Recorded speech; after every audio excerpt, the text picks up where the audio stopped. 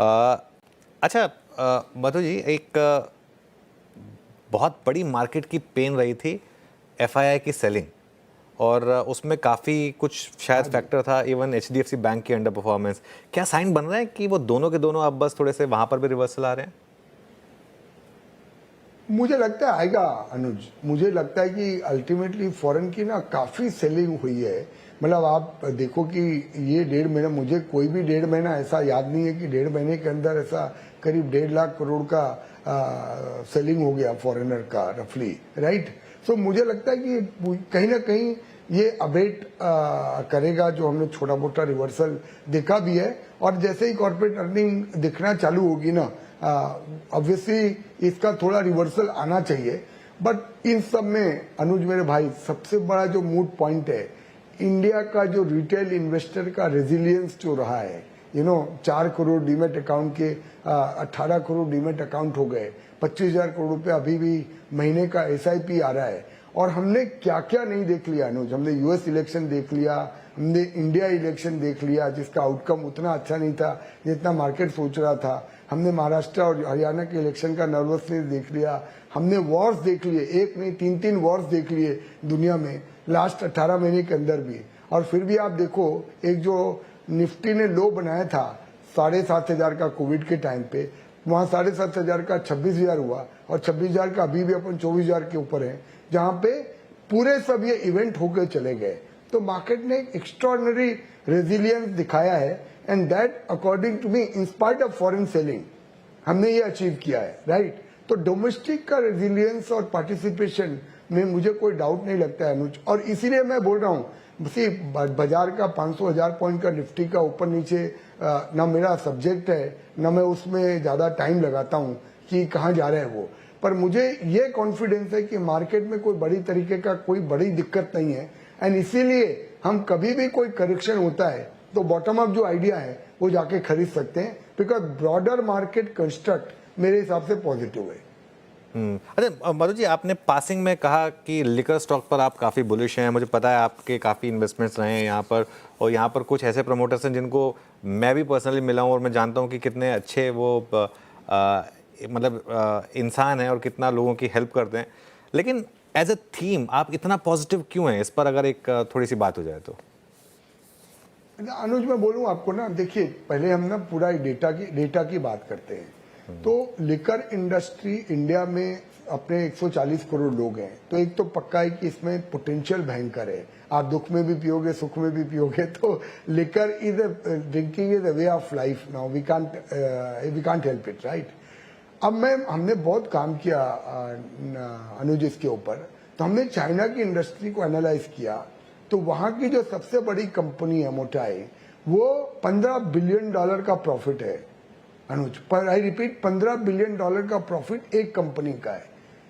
पूरे India liquor industry का listed equity का पूरा प्रॉफिट सिर्फ $500 मिलियन है। आई रिपीट करता हूं अनुज, $15 बिलियन एक कंपनी का प्रॉफिट है। पूरा इंडियन इंडस्ट्री लिस्टेड पूरा स्पेस इंक्लूडिंग परनो रिकॉर्ड का प्रॉफिट $500 मिलियन है सिर्फ।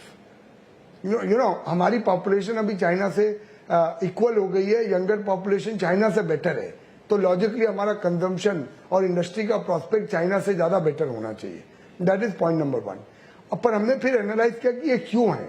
तो ऑब्वियसली स्टेट गवर्नमेंट का सब्जेक्ट है, और मैं आपको वही मेंटली बोलता हूँ, लूटपाट मची हुई है, लूटपाट मची हुई थी, राइट।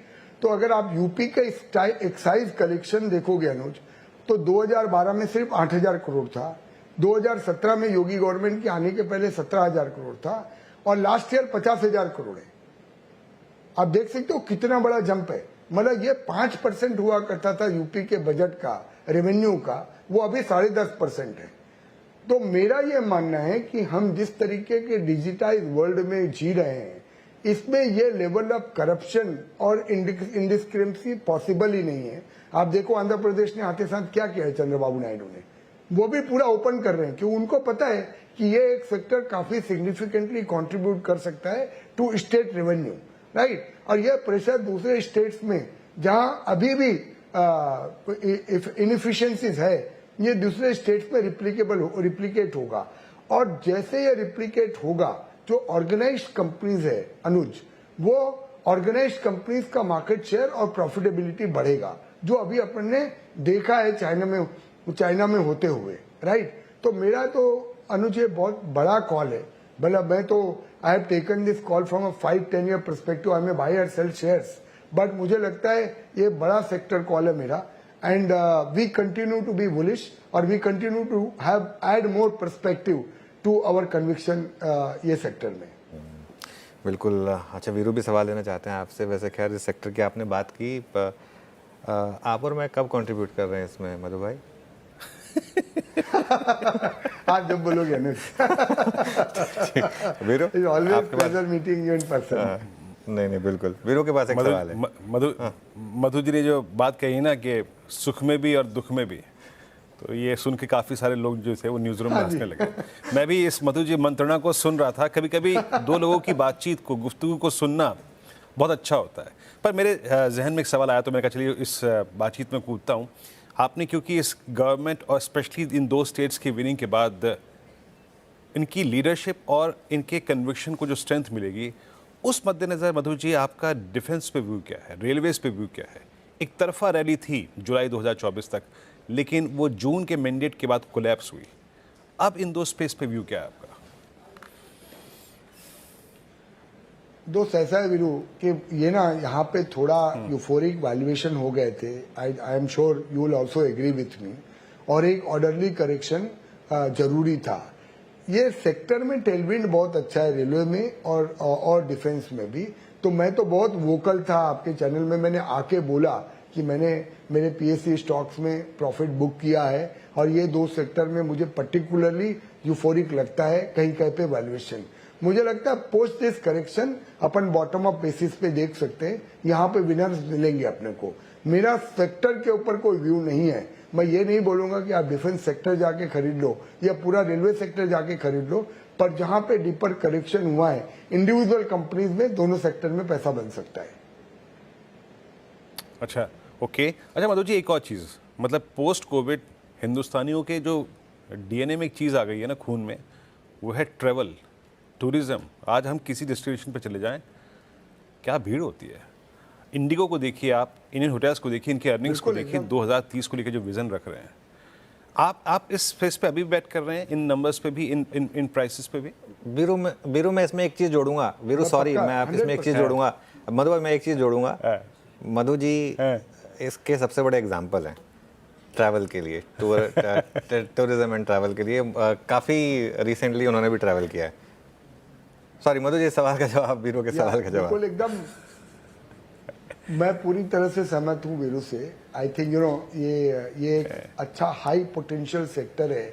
अगर आप एविएशन में देखो, अभी सिर्फ 140 करोड़ में सिर्फ 5-5.5 करोड़ लोग ही तो एयर से ट्रैवल कर रहे हैं। अभी भी मतलब आप देखो कितना लंबा एक स्कोप है। और आदमी के पास जब पैसा होता है वीरू, सबसे पहला आप खर्च कहाँ करते हो? इंडिविजुअल सबसे पहला आप वेकेशन पे पहले रोटी कपड़ा और मकान, और उसके बाद वेकेशन, राइट। तो ये अभी इंडिया से तो ये बहुत अर्ली डेज है। डेफिनेटली सेक्टर में अच्छा टेलविंड है और इसमें भी काफी पैसा बनेगा आने वाले 5-10 साल तक, मुझे लगता है। हालांकि चॉइसेस इस सेक्टर में कम है और मैं होप कर रहा हूं कि काफी सारी और कंपनियां जो अनलिस्टेड स्पेस पे है वो लिस्ट करेगी। होटल इज एन ऑब्वियस वे, पर होटल नेसेसरली पूरे चीप नहीं है। तो अपने को ये खोजना पड़ेगा कि इसको कैसे प्ले करें, बट सेक्टर में टेलविंड काफी है। बिल्कुल। अच्छा, एक आखिरी सवाल फिर मधु जी आपसे। फिर आपका जो हमारा रिटेल आपको देख रहा है, सुन रहा है, काफ़ी कमेंट्स भी आ रहे हैं, एक फाइनल सजेशन क्या होगा? मुझे याद है जब दिवाली के टाइम पर आपसे बात हुई थी तो आपने कहा था कि जो पिछले 2-3 साल में जो पैसा बना है उतनी एक्सपेक्टेशन ना रखें, अपनी एक्सपेक्टेशन को थोड़ी कम कर लें। अब एक करेक्शन आई, होपफुली वो करेक्शन खत्म हुई। अब यहाँ से रिटेल को क्या व्यू रखना चाहिए? मैं वही बोलूंगा अनुज वापस से कि देखिए, बाजार, मेरा व्यू मैं बोल चुका हूं, कंस्ट्रक्टिव है। इस करेक्शन के बाद मैं इंडिविजुअल स्टॉक्स में देख रहा हूं अपॉर्चुनिटी दिख रही है। मैं अपने पोर्टफोलियो को देखता हूं, मुझे बहुत कॉन्फिडेंस आता है that after this kind of correction also portfolio में कोई बहुत बड़ा डैमेज नहीं है। और मेरा कोई यूनिक पोर्टफोलियो नहीं है, बहुत सारे लोगों का ऐसा ही पोर्टफोलियो, सिमिलरली कोई बड़ा डैमेज नहीं है, तो that gives a lot of confidence to people. पर अपने जो लास्ट 3-4 साल जो पैसा बनाया है ना अनुज, उसको एक्स्ट्रापोलेट नहीं करना चाहिए। मैं वापस रिपीट कर रहा हूं, उसको एक्स्ट्रापोलेट नहीं करना चाहिए। अगर आप म्यूटेड एक्सपेक्टेशन से 12-15% रिटर्न के लिए, जो भी बहुत अच्छा है, अगले 3 साल के अंदर वो भी आता है, तो जिस टाइप का कैपिटल का बेस बन गया लोगों का, जो स्टॉक मार्केट में जिन्होंने पार्टिसिपेट किया, वो लोग 12-15% से भी अगर अपने कैपिटल को कंपाउंड कर पाते हैं तो बहुत अच्छा आउटकम होगा on the overall on a 6-7 year basis. और मुझे लगता है उसमें फिर इंडिविजुअल कंपनी में अगर आप इन्वेस्टर हो तो 100% 2-4 बड़े विनर तो आपको मिलेंगे जो आपके ओवरऑल पोर्टफोलियो रिटर्न को बेहतर कर सकते हैं। तो बहुत वोकल हूं, इंडिया में बिलीव कीजिए, स्टॉक मार्केट में बिलीव कीजिए। ये सब जो करेक्शन होता है यही एक अपॉर्चुनिटी है इंडियन इन्वेस्टर को इंडिया की ग्रोथ स्टोरी में पार्टिसिपेट करने की। तो इन करेक्शन से डरने के बजाय जब भी इस टाइप के डीप करेक्शंस होते हैं आप पैसा डालिए। और अभी भी अनुज मेरे भाई, ये सिर्फ 5% पैसा इंडिया की सेविंग का स्टॉक मार्केट में आ रहा है, सिर्फ 5%। तो still long way to go है। बहुत सारे लोगों ने अभी भी पार्टिसिपेट नहीं किया है और इनोवेटिवली, बिकॉज यहाँ पे बेस्ट रिटर्न है, इनोवेटिवली उनको आना पड़ेगा। तो मेरी सलाह यही है कि इस टाइप का जब करेक्शन आए तो डरने की बजाय आप इसमें पार्टिसिपेट करें। मधु सर, बहुत अच्छा लगा आपसे बात करके, बहुत मज़ा आया फ्रैंकली, और बहुत आपने जो बातें कही आई एम श्योर हमारे व्यूअर्स के काम की रही। थैंक यू सो मच आज हमारे साथ जुड़ने के लिए। थैंक यू अनुज। मैं आपको बोलूँगा, आपसे एक बहुत स्पेशल पर्सनल रिलेशनशिप है। बहुत ही आनंद आता है आपके साथ जब भी मिलता हूँ तो भी, और आपके साथ बात करके भी। आपने जो हाइट अचीव की और उसके बाद भी जो आपका हम्बलनेस है, it is very unique. God bless you and thank you so much for having me again.